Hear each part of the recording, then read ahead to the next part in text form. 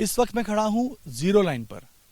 Zero line यानी भारत पाकिस्तान सीमा की वो लाइन जिसके एक तरफ भारत आता है तो दूसरी तरफ पाकिस्तान। अब उरी सेक्टर में आने वाली ये जीरो लाइन है। उरी ये नाम अपने देशवासी या सभी लोग अच्छे से जानते हैं, क्योंकि उरी में लगातार भारत पाकिस्तान के बीच में तनाव हुआ तो उसका असर दिखता आ रहा है।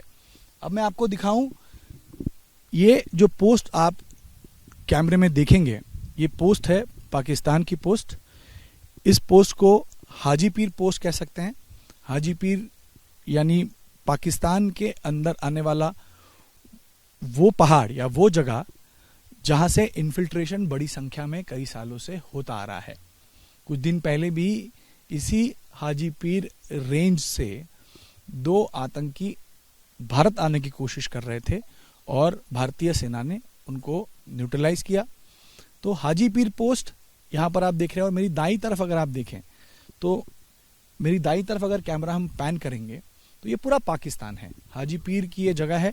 हाजी पीर 1965 की जंग में भारत ने अपने पास कैप्चर किया था, अपने वहाँ पर भारत के अंडर में वो आ गया था, लेकिन बाद में ताशकंद एग्रीमेंट के बाद भारत ने ये हाजी पीर पोस्ट दोबारा से पाकिस्तान को दे दी और उसी की मार उरी झेल रहा है।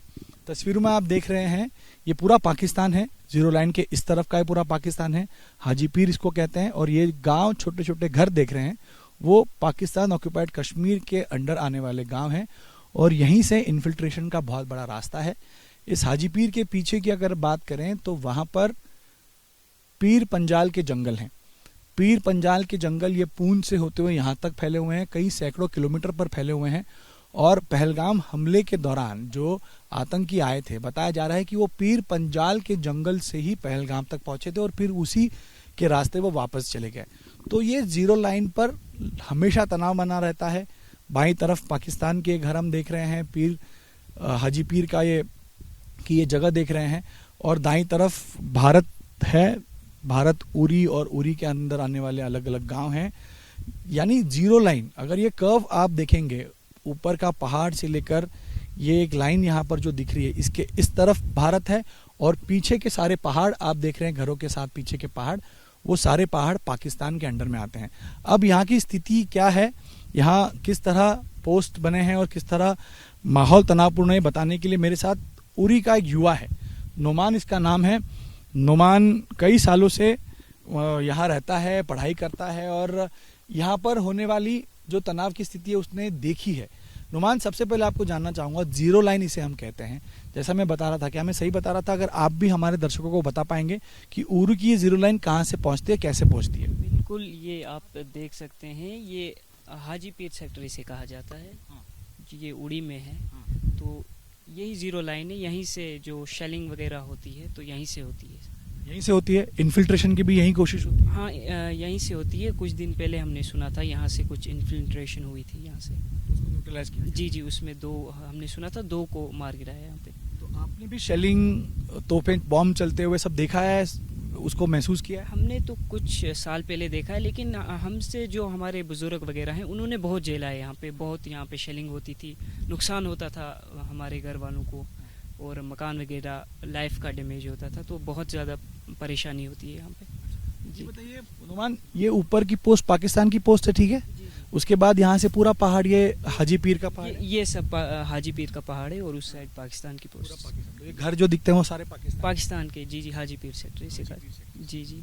मुझे ये आपसे जानना चाहूँगा मैं कि 1971 में, 65 में हमने हाजी पीर अपने पास उसको कैप्चर कर लिया था, लेकिन बाद में ताशकंद में दिया जाना पड़ा था। आपके बड़े बुजुर्ग क्या कहते हैं, उस वजह से उरी को कितना नुकसान झेलना पड़ा? जी, उससे तो बहुत ज़्यादा नुकसान झेलना पड़ा, क्योंकि यहाँ से पूंछ जो आता है वो 40 किलोमीटर्स है।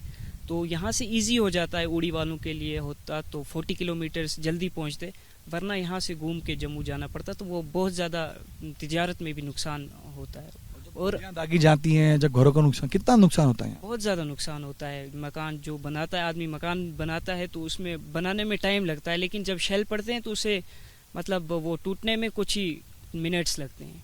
बहुत ज़्यादा नुकसान होता है, लाइफ का भी और मकान वगैरह। अब पहलगाम हमले के बाद में दोबारा से जंग के हालात बने हैं, तो उरी में क्या माहौल है? उड़ी में बहुत डर का माहौल है, क्योंकि तब से यहाँ पे एक तो बॉर्डर है, हम सब बॉर्डर के लोग हैं, डरते हैं यहाँ पे कभी भी शेलिंग हो सकती है, तो बहुत ज़्यादा डरे हुए हैं, माहौल बहुत ज़्यादा डरा हुआ है।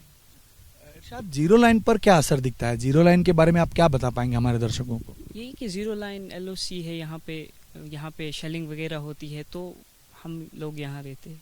और जीरो लाइन का असर आपकी ज़िंदगी पर भी होता है, क्योंकि बहुत सारे रिस्ट्रिक्शंस होते हैं, हर बार जब भी तनाव आता है तो सबसे पहली मार उरी को झेलनी पड़ती है। उड़ी को ज़रूर, क्योंकि जब भी शेलिंग होती है तो हम लोग ही फंसते हैं, बॉर्डर के लोग, हमें ही बहुत गोलियां वगैरह यहाँ पे पड़ते हैं, बम पड़ते हैं, शेलिंग बहुत ज़्यादा शेलिंग होती है, तो हम लोगों को ये झेलना पड़ता है बहुत ज़्यादा।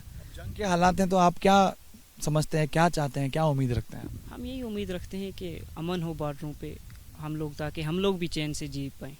जी, युवा वर्ग है, पढ़ाई करते हैं, तो ये इन सब का असर आपकी पढ़ाई पे, आपकी ज़िंदगी पर कैसे होता है? बहुत ज़्यादा, क्योंकि यहाँ से हमें जाना पड़ता है पढ़ने, तो हमें ये डर रहता है क्योंकि अगर हम वहाँ चलेंगे, यहाँ से शेलिंग हो जाएगी, तो हम लोग क्या करेंगे, कहाँ जाएंगे, तो बहुत ज़्यादा असर तो पड़ता है। क्या आप कभी गए हैं उस तरफ? नहीं नहीं नहीं जा पाए? नहीं। वहाँ से लोग कभी आते हैं ऐसा? लोग तो आते होंगे, मतलब आते हैं वाघा बॉर्डर से, और जब यहाँ पे पहले यहाँ पे कमान अमन सीतू से बस चलती थी, तो तब यहाँ लोग आते हैं, लेकिन अब वो बंद हो गई है बस। मैं आपको दिखाना चाहूँगा मेरी बाईं तरफ का ये हिस्सा, मेरी बाईं तरफ का हिस्सा ये भी पाकिस्तान के अंदर में आता है। अगर एकदम हम जूम करेंगे यहाँ से, तो थोड़ा फॉग जैसे जो रास्ता इन पेड़ों के बीच में दिख रहा है, ये सारे पहाड़ पाकिस्तान के हैं। उसको पांडो पॉइंट कहते हैं, और उसके पीछे कमालकोट जो भारत के अंदर में आता है, उसके ठीक पीछे का पहाड़ पाकिस्तान का है। वहाँ भी LOC या जीरो लाइन इसको कहते हैं। और ये इन सारे पहाड़ों के पीछे आता है पाकिस्तान ऑक्युपाइड कश्मीर, और मुजफ्फराबाद को इसको कहा जाता है। तो ये उरी अगर हम बात करें, तो उरी में ब्रिगेड कैंप पर हमला हुआ, उरी में कई बार हमने देखा, बालाकोट के समय में भी एयर स्ट्राइक जब हो रही थी तो यहाँ पे काफ़ी मूवमेंट थी, तो शेलिंग होती थी, कई सारे गांव उन शेलिंग का शिकार बने थे। तो पाकिस्तान लगातार शेलिंग करता आ रहा है, जिसका नुकसान कमालकोट, उरी, इन सब गांवों को झेलना पड़ा है। इन पहाड़ों के पीछे भी देखें तो भारत के कुछ गांव हैं, और उनके पीछे पाकिस्तान ऑक्युपाइड कश्मीर आता है। तो उरी मैं कह सकता हूँ 3 तरफ से पाकिस्तान से घिरा हुआ है, और यही वजह है कि उरी के लोग लगातार दहशत में रहते हैं कि अगर इस तरह के हालात बने तो उनको उसकी मार झेलनी पड़ेगी। और आज की स्थिति भी वैसी ही है।